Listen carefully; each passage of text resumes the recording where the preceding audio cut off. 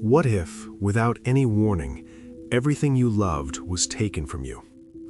In a single moment, your children gone, your home destroyed, your wealth erased, your health broken. The very people you expect to comfort you instead blame you, and in the silence that follows, it feels like God is nowhere to be found. Would you still trust him? Long ago, there lived a man named Job in the land of Uz. He was known for his integrity, a man who lived righteously, honored God, and turned away from evil. But Job was not only a man of faith, he was also a man of extraordinary wealth and influence.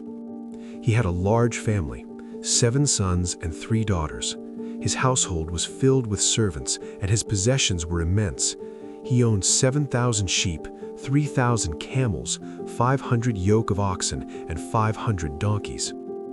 Because of his wealth, wisdom, and character, he was regarded as the greatest man among all the people of the East. One day, heavenly beings gathered before God, and Satan came among them. When asked where he had been, Satan answered that he had been moving across the earth. God spoke of Job, pointing out his faithfulness, how he was upright, devoted, and avoided evil. But Satan challenged this. He claimed Job's loyalty existed only because of his blessings. He argued that Job honored God because his life was protected and prosperous. "Take away everything he has," Satan said, "and he will turn against you." God allowed the test, but commanded that Job himself must not be harmed. Then, everything changed.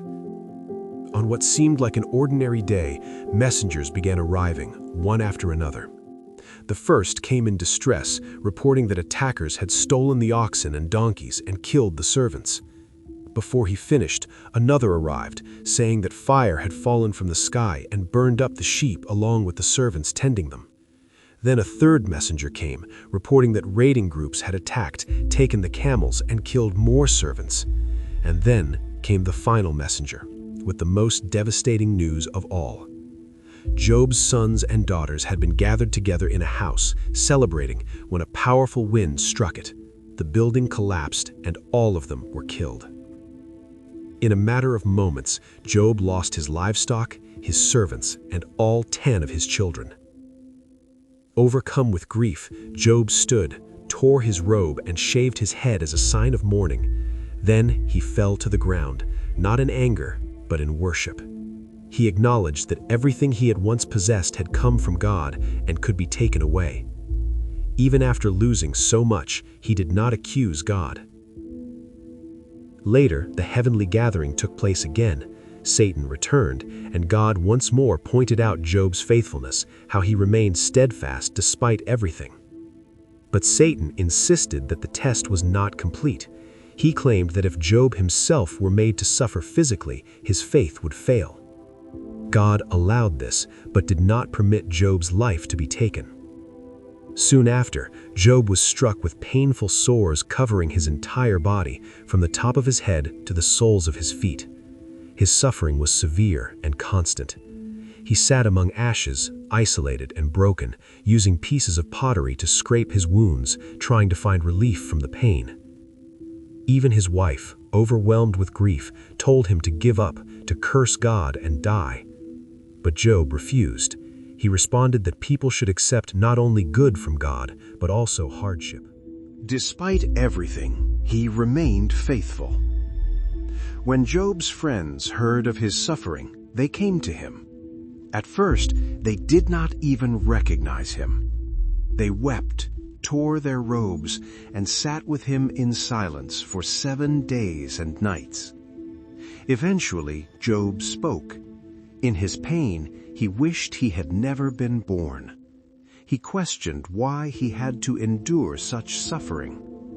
His friends began to speak, convinced that such suffering must be the result of wrongdoing. They believed that Job must have sinned. But Job defended himself.